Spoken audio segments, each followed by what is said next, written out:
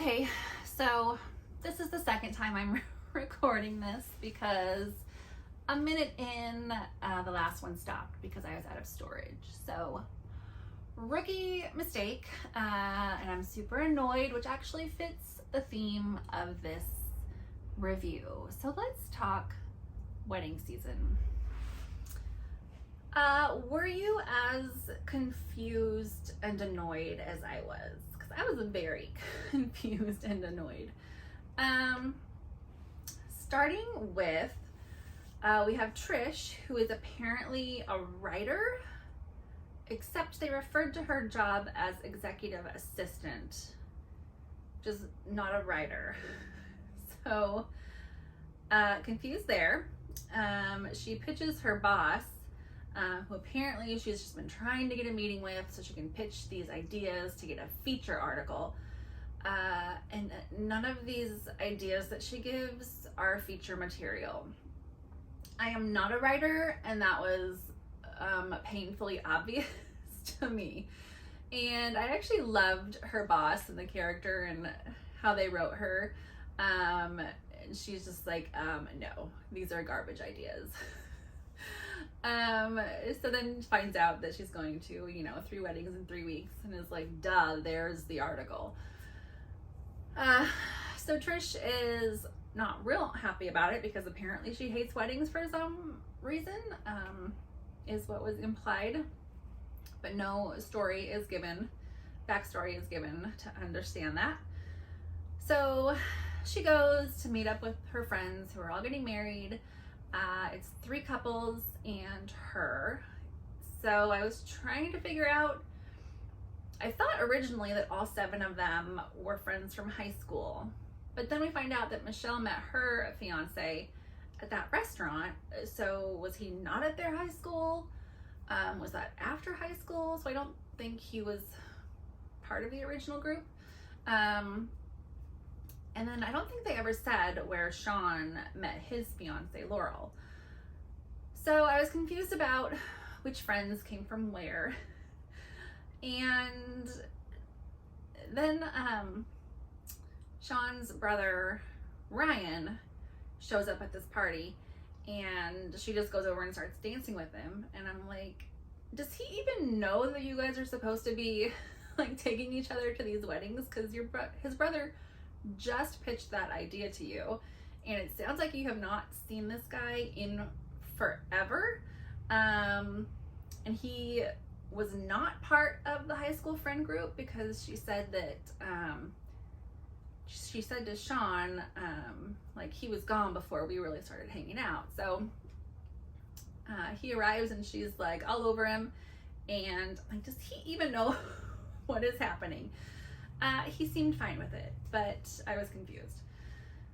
Let's see, what else?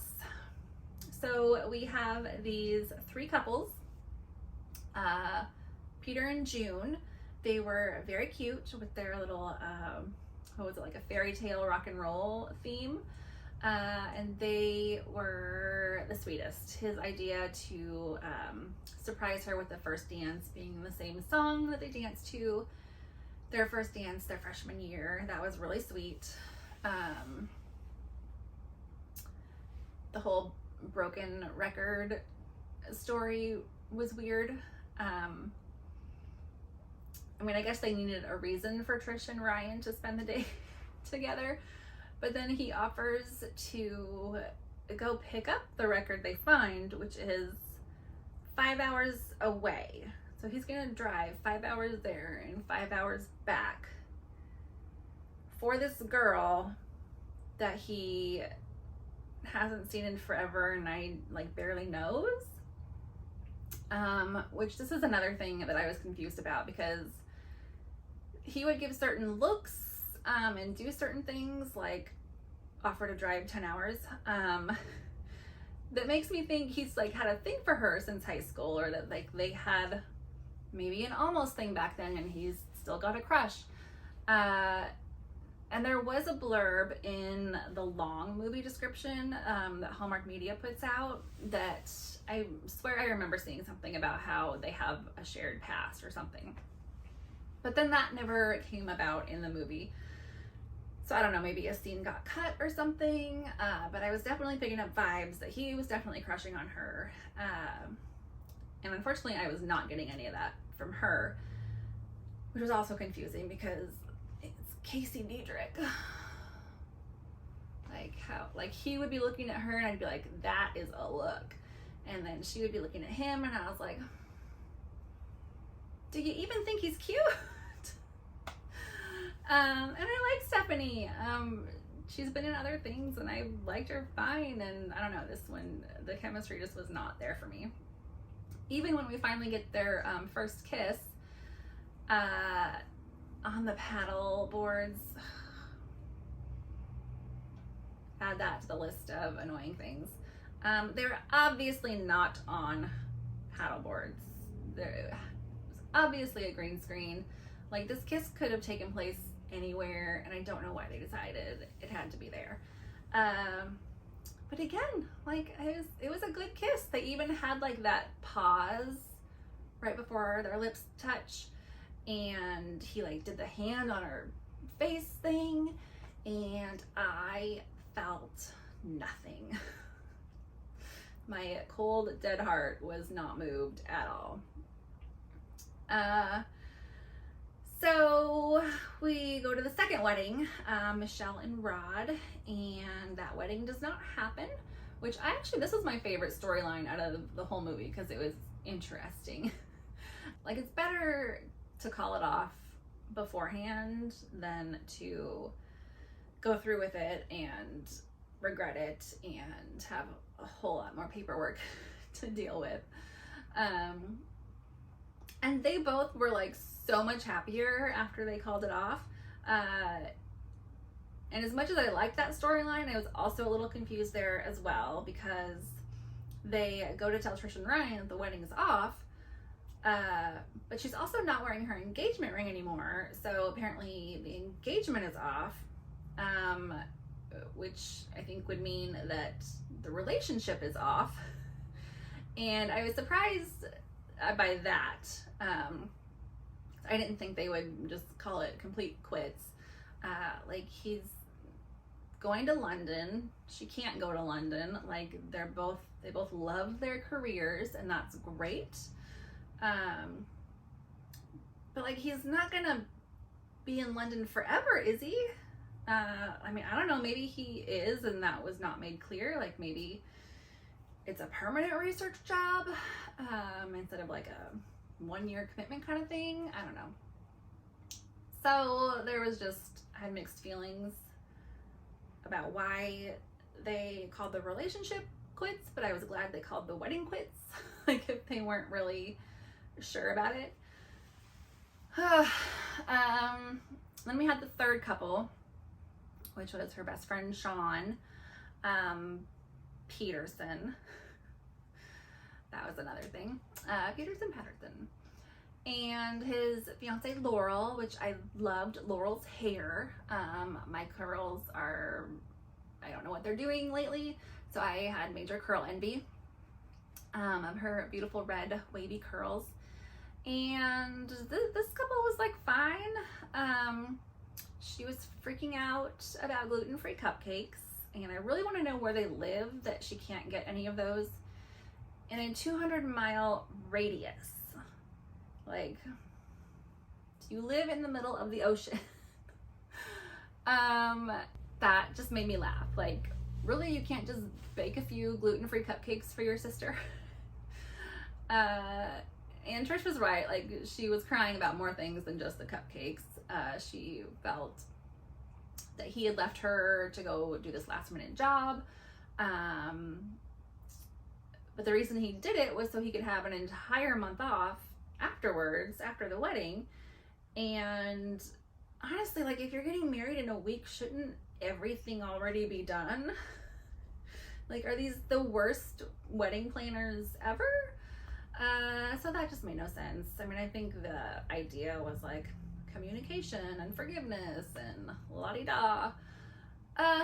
Just none of it was executed very well or very clearly. So I don't know if scenes got cut, or what happened, but I was just confused about a lot of things. Oh, and then, guys, this movie annoyed me so bad. He gets a call to go photograph this event, the, what was it called? It's like the Aurora Borealis, but in Australia. That's like his dream photography job. Gets the call to go. He can go to the wedding, his brother's wedding, but not the reception. Talks to his brother. Brother's fine with that. But he's like, hey, you were kissing Trish. Like, you gotta go be up front with her. Don't toy with her. Which also confused me because it seemed to imply that Ryan was like a playboy, just picking up and dropping girls. And I was like, that is never the vibe he is giving off at all. So I don't know why you'd think he's toying with her. So he goes to talk to Trish and tell her and that he's got to go. He hates the bad timing of it. And when he gets back, can they kind of pick up where they're leaving off? Because, you know, they're both feeling something apparently. And she's like, oh my gosh, that's amazing. Like, yes, you should totally go. You've wanted this for so long. You have to go. I mean, I'm not going to be here waiting for you. So it's like your dream or me, but yeah, you should totally go. What? So you just spent 3 weeks with this guy and like him taking one little trip is like a deal breaker? I mean, he's not going for 6 years. And then almost even more annoyingly, or like in fact more annoyingly, he doesn't go. Like, what? This girl you like barely knew from high school apparently. You've just hung out for like 3 weeks. You have no idea if this is like gonna go anywhere real, and you're willing to give up this thing that you have been working towards and dreaming of doing like your whole photography career. No, you're stupid. Like, if she's not willing to, and that was the problem with his ex-girlfriend too. She wasn't supportive. I'm like, if she's not going to support you doing what you love to do, like what lights you up, what brings you joy, what fulfills you, like, go to that job and meet some girl in Australia, because she does not deserve you. I'm sorry, I was just mad at both of them. A much better ending, I think, would have been for her to be like at the reception, like just totally regretting it, wishing he was there, and realizing that, like, yes, these 3 wedding experiences have changed her mind, and she's no longer scared of getting hurt and falling in love, which it was never clear why she had issues with that anyways. And then she would like race to the airport, not to stop him, but just to catch him before he leaves. And be like, yes, I'm sorry, I feel it, I'm falling for you, I totally want to try when you get back. Have fun in Australia. You know? And she's a writer, like, can't she probably write from multiple locations so like she could travel with him sometimes? These two things just did not seem as incompatible as they were making it out to be. So, I don't know, guys. This movie was just a giant miss for me. I don't know. Did you like it? Like, were you annoyed and confused as well? I would love to see the gal that played Michelle. I think her name is Luisa. I would love to see her in a lead Hallmark role, actually. I loved her and thought she was great. I think she's done other Hallmark movies before as side characters. But I would love to see her in a lead. And I'd love to see Casey again. I liked his last movie with Emily Osment, the Christmas one. A little 16 Candles vibe. That was cute. And actually Stephanie's last movie at Christmas was an ensemble cast too. It was that class reunion one. I'm always excited for ensemble movies but then I'm always disappointed because there's just not enough time for them to dive far enough into each character's story to make us care about them. And if they do, then they're probably not diving deep enough onto the main characters to make us care about them. So I kind of end up not caring much about anybody when they do these, which is so sad. But I'm kind of hoping with The Way Home and with Ride that they might actually try and do a couple more series, like anthologies. I don't know. Just something with an ensemble cast that gives us more time to really dig in to all the different characters and stories. But that is wishful thinking, probably, but we'll see. So tell me what you thought. Did you love it? Do you think I'm crazy? Did you notice all of the times Casey had to lean down because he is 6'5" and she is 5'3"? Yeah. I feel like that sums up this movie somehow. So comment below, tell me what you thought. Even if you disagree with me, I love hearing that too. And come back again for more June wedding movie reviews. Hopefully the next one I won't be so annoyed.